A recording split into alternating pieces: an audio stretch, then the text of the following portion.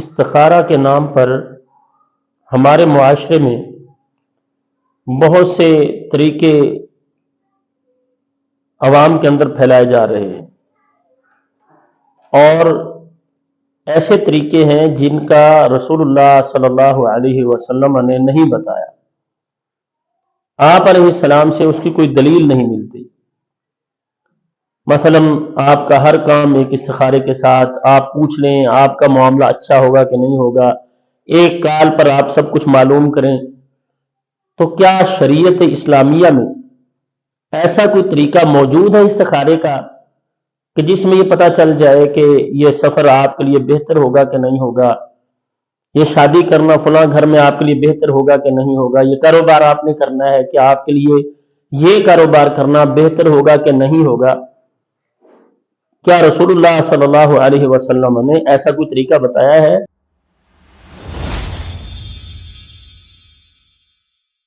یا اللہ کے نبی علیہ السلام یا صحابہ کرام رضوان اللہ علیہم اجمعین لوگوں کا استخارہ اس طرح سے کیا کرتے تھے کہ لوگ آ کے پوچھتے ہیں اللہ کے نبی ہمیں بتائیں میں نے یہ کاروبار شروع کرنا ہے تو کیا یہ کاروبار میرے لیے بہتر ہوگا یا نہیں ہوگا، میں فلاں گھر میں شادی کرنا چاہتا ہوں، میرے لیے یہاں پر شادی کرنا بہتر ہوگا کہ نہیں ہوگا، یا فلاں سفر پر میں جانے والا ہوں مجھے بتا دیجئے یہ سفر میرے لیے خیر والا برکت والا ہوگا یا مجھے اس میں کوئی نقصان یا خسارہ ہوگا۔ ناظرین دیکھیں، رسول اللہ صلی اللہ علیہ وسلم نے جو طریقہ بتایا صحیح بخاری کے اندر موجود ہے۔ حضرت جابر رضی اللہ تعالی عنہ راوی ہیں، فرماتے ہیں نبی کریم صلی اللہ علیہ وسلم ہمیں استخارہ کی دعا اس طرح سے یاد کروایا کرتے تھے جیسے قرآن مجید کی کوئی صورت یاد کروا رہے ہیں، اور آپ ہر کام میں ہمیں استخارہ کرنے کا حکم دیتے تھے، اور اس کا طریقہ جو نبی علیہ السلام نے بتایا وہ یہی ہے کہ اگر کوئی تم میں سے کوئی کام کرنے کا ارادہ کرتا ہے تو وہ 2 رکعت استخارہ کی نیت سے وہ پڑھ لے، نفل پڑھے 2، اس کے بعد وہ دعا پڑھے جو نبی علیہ السلام نے سکھائی ہے صحابہ کرام رضوان اللہ علیہم اجمعین کو۔ اس کے بعد جو وہ کام کرنا چاہتا ہے، کہیں سفر پہ جانا چاہتا ہے، کہیں شادی کرنا چاہتا ہے، کوئی کاروبار شروع کرنا چاہتا ہے، کوئی سفر کرنا چاہتا ہے، کچھ بھی ہے، اس کے بعد اس کام کو شروع کر دے، اگر اس کے لیے بہتر ہوگا تو اللہ تعالیٰ اس میں آسانی پیدا کر دیں گے، اور اگر وہ بہتر نہیں ہوگا تو اللہ تعالیٰ اس کام سے اس کو بچا لیں گے۔ اور جو دعا نبی علیہ السلام نے سکھائی ہے اس کا مطلب بھی یہ ہے، اس کا خواب کے ساتھ کوئی تعلق نہیں ہے کہ آپ 2 نفل پڑھیں گے استخارہ کی نیت کے ساتھ اور پھر آپ دعا پڑھیں گے اور پڑھنے کے بعد آپ سو جائیں گے، اور پھر نیند کی حالت میں آپ کو پتہ چلے گا خواب اگر اچھا آیا اس کا مطلب یہ ہے کہ آپ کا کام بہتر ہے، اگر خواب اچھا نہ آیا تو یہ آپ کے لیے بہتر نہیں ہوگا۔ ایسی کوئی بات اللہ کے رسول علیہ السلام سے ناظرین آپ علیہ السلام سے نہیں ملتی۔ آپ علیہ السلام نے جو سمپل طریقہ سکھایا ہمیں اسی کو اختیار کرنا چاہیے۔ اور مجھے یہ سمجھ نہیں آتی کہ ہمارے معاشرے میں یہ معاملہ چل رہا ہے کہ کالیں آ رہی ہیں اور ایک شخص بیٹھا ہوا ہے جی ہمارا استخارہ کر دیں، وہ کہتے ہیں ٹھیک ہے جی، پھر دوسری کال آ گئی، پھر تیسری کال، اور یہ کالیں آ رہی ہیں اور وہ ایک منٹ کے بعد وہ لوگوں کو بتائے جا رہے ہیں آپ کا کام ٹھیک ہے نہیں ہے، کسی کو کچھ بتا رہے ہیں کسی کو کچھ بتا رہے ہیں، کیسے وہ 2 رکعتیں بھی پڑھ لیتے ہیں، وہ دعا بھی پڑھ لیتے ہیں، اتنی جلدی سے وہ 1-1.5 منٹ کی کون سی وہ 2 رکعتیں پڑھتے ہوں گے، کون سی وہ دعا پڑھ لیتے ہیں، پھر اس کے بعد کہاں ان کو پتہ چل جاتا ہے یہ کام بہتر ہے کہ نہیں ہے۔ ایسا اسلام میں کوئی طریقہ موجود نہیں، یہ دھوکہ دہی ہے، یہ فراڈ کے راستے ہیں۔ نبی علیہ السلام نے جو طریقہ بتایا ہے وہ یہی ہے کہ آپ دن ہو یا رات ہو وقت کی کوئی تخصیص نہیں ہے، آپ نے کوئی ٹائم کو خاص نہیں کیا کہ آپ دن کو کریں یا رات کو کریں، جب آپ کو ضرورت ہے آپ اسی وقت یہ کریں، 2 رکعت پڑھیں۔ ہاں وہ اوقات نہ ہوں جن میں نماز پڑھنا منع کیا گیا ہے، جیسا کہ سورج جب نکل رہا ہوتا ہے اس وقت اللہ کے نبی نے نماز پڑھنے سے منع کیا ہے، اور پھر جب سورج سر کے اوپر ہے کسی طرف نہیں ہے اس وقت بھی جب تک وہ سورج ڈھل نہیں جاتا نبی علیہ السلام نے نماز سے منع کیا ہے۔ اسی طرح سے جب سورج غروب ہو رہا ہوتا ہے اس وقت بھی اللہ کے نبی نے منع کیا ہے۔ نماز پڑھنے سے. تو جو ممنوع اوقات ہے، اسی طرح سے فجر کی نماز کے بعد سے لے کر جو اشراق کا سورج نکلنے تک کا ٹائم ہے، اس کے درمیان بھی کوئی نفلی نماز نہیں.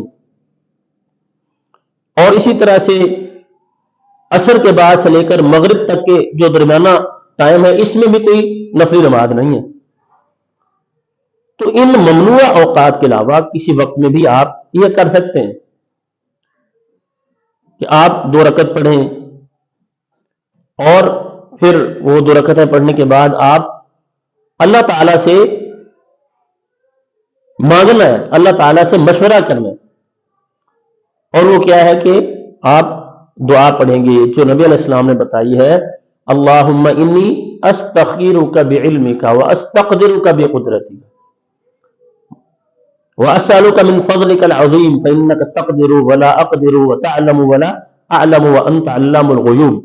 اللہم ان کنت تعلم ان هذا الامر خیر لی فی دینی ومعاشی وعاقبت امری فاقدره لي ويسره لي ثم بارك لي فيه وإن كنت تعلم أن هذا الأمر شر لي في ديني ومعاشي وعاقبة أمري فاصرفه عني واصرفني عنه واقدر لي الخير حيث كان ثم أرضني به. اب اس میں کیا کہا جا رہا ہے؟ یا اللہ میں تجھ سے استخارہ، اصل میں کیا اللہ تعالیٰ سے خیر طلب کرنا، خیر اور بھلائی طلب کرنا، اس کا معنی یہی ہے. اور اس میں بندہ کیا کہتا ہے؟ یا اللہ میں تجھ سے خیر کا طلبگار ہوں کہ تو علم غیب رکھتا ہے، اور یا اللہ تیرے طاقت رکھنے کے ساتھ میں تجھ سے سوال کرتا ہوں کہ تو قدرتوں کا مالک ہے.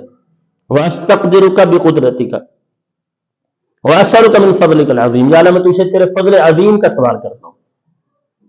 کیوں؟ فَإِنَّكَ تَقْدِرُ وَلَا أَقْدِرُ. تو طاقت رکھتا ہے ہر کام کی، میں نہیں رکھتا. وَتَعْلَمُ وَلَا أَعْلَمُ. یا اللہ تو جانتا ہے، میں نہیں جانتا. وَأَنْتَ عَلَّامُ الْغُيُوبِ. اور یا اللہ تو غیب کو جاننے والا ہے، بہت خوب غیب کے بارے میں جاننے والا ہے. ان كنت تعلم ان هذا الامر. اگر تو اللہ جانتا ہے، تیرے علم میں یہ بات ہے کہ میرے لیے یہ کام بہتر ہے، خیر لی فی دینی ومعاشی وعاقبت امری، میرے دین کے لیے، میرے معاش کے لیے اور کام کے انجام کے لحاظ سے میرے لیے بہتر ہے. فقدرہ لی ویسرہ لی. یا اللہ پھر اسے میرے مقدر میں کر دے اور میرے لیے آسان کر دے. ثم بارک لی فیہ. پھر یا اللہ اس میں برکت بھی ڈال دے. اور اگر تو جانتا ہے، تیرے علم میں یا اللہ یہ بات ہے کہ یہ کام میرے لیے بہتر نہیں ہے، شر لی فی دینی و معاشی، برا ہے میرے دین کے لیے، میرے معاش کے لیے اور انجام کے لحاظ سے بھی اچھا نہیں ہے. فاصرف عنی. یا اللہ اسے مجھ سے دور کر دے. واصرفنی عنہ. مجھے اس سے دور کر دے. وقدر لی الخیر حیث کان. یا اللہ جو میرے لیے بہتر ہے نا، اسے میرے مقدر میں کر دے. ثم ارضنی بہ. پھر یا اللہ اس پر مجھے راضی بھی کر دے. اب اس میں کوئی ایسی بات نہیں یا اللہ اگر بہتر ہے مجھے خواب میں دکھا دے، میرے سامنے آ جائے، تو ایسی کوئی بات اس دعا میں نہیں. کوئی بھی کام کرنا ہے آپ اسی وقت ارادہ کریں، 2 رکعت پڑھیں اور پڑھنے کے بعد آپ وہ کام شروع کر دیں. اگر بہتر ہوگا تو اللہ تعالیٰ آپ کے لیے آسانی کر دیں گے، اگر وہ بہتر نہیں ہوگا تو اللہ تعالیٰ اس سے آپ کو ہٹا لیں گے. تو ناظرین، اس کا خواب کے ساتھ بھی کوئی تعلق نہیں ہے، اور جس کا مسئلہ ہے اسے خود استخارہ کرنا چاہیے. نبی علیہ السلام نے جو سکھایا کہ جو تم میں سے کسی کام کا ارادہ کرے وہ خود ہی یہ کرے. تو ہمیں خود یہ کرنا چاہیے. جب کوئی کام کرنا چاہتے ہیں اس کو 1 بار بھی کیا جا سکتا ہے، 2 بار بھی، بار بار بھی استخارہ ہے، اللہ تعالیٰ سے مشورہ ہے، جتنی بار مرضی کرتے رہیں. تو یہ اللہ تعالیٰ کے ساتھ مشورے کا طریقہ ہے کہ بندہ اللہ سے مشورہ لے رہا ہے، یا اللہ بہتر ہے تو آسانی کر دے، اگر بہتر نہیں تو یا اللہ اسے دور کر دے. اور بندہ اللہ تعالیٰ سے خیر کا طلبگار ہے اس میں. تو ناظرین، ہمیں اپنے عقائد کو مضبوط رکھنا چاہیے اور وہ کام کرنا چاہیے جو شریعت نے بتائے، اور اسی طرح سے کرنا چاہیے جیسے شریعت نے بتائے. رسول اللہ صلی اللہ علیہ وسلم نے جیسے طریقہ بتایا ہمیں اس کو اختیار کرنا چاہیے. اور جو ہمارے معاشرے میں لوٹ کسوٹ کا بازار گرم ہے اور اس نام پر دکانیں چل رہی ہیں، لوگوں کے کاروبار چل رہے ہیں اور جھوٹ پر چل رہے ہیں، عقائد کی بھی خرابی ہے اور اعمال کی بھی خرابی ہے، ہمیں ناظرین اس سے بچنا چاہیے. اور بہترین وہی طریقہ ہے جو اللہ کے رسول صلی اللہ علیہ وسلم نے دیا. تو ہمیں اس سے ہٹ کر کوئی بھی راستہ کوئی بتانے والا ہے، ہمیں اس سے اپنے آپ کو بچانا چاہیے.